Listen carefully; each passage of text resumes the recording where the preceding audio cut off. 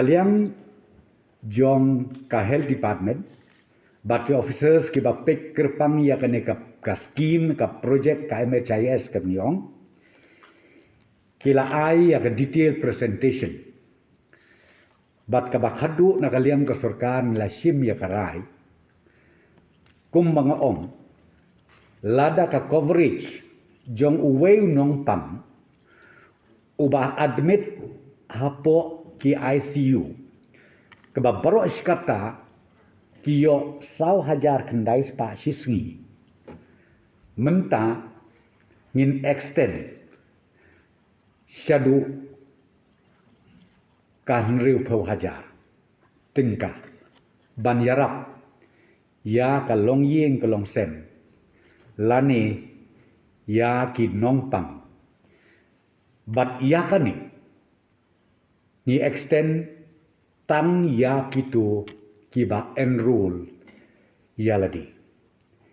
Baling alij om gupta namar ba ngiyo i kiba bon ba pat kibam enroll. Leng ba jong kani ka scheme. Ban ngakwa ban pentip ane ba ka enrollment.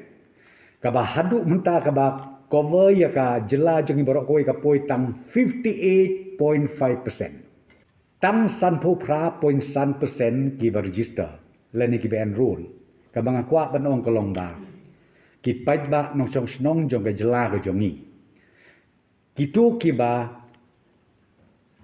qualify ya katuka kriteria ka balabu da ka MHIS ka banga kerpat kolong bakin sngau ba ban enroll ya ledi register ya ledi kenang ba kani ka jingerap ka scheme ka ba ka sorkar ka ai kan cover ya ki babun ki long yeng ki long sem ha ba ki kendu ya ki jingpang ki sistem bat kam tam ha ba ya kendu ya kani ka klam kani ka pandemic ka ba serkai hadu kata-kata hang ne po kejela kejungi.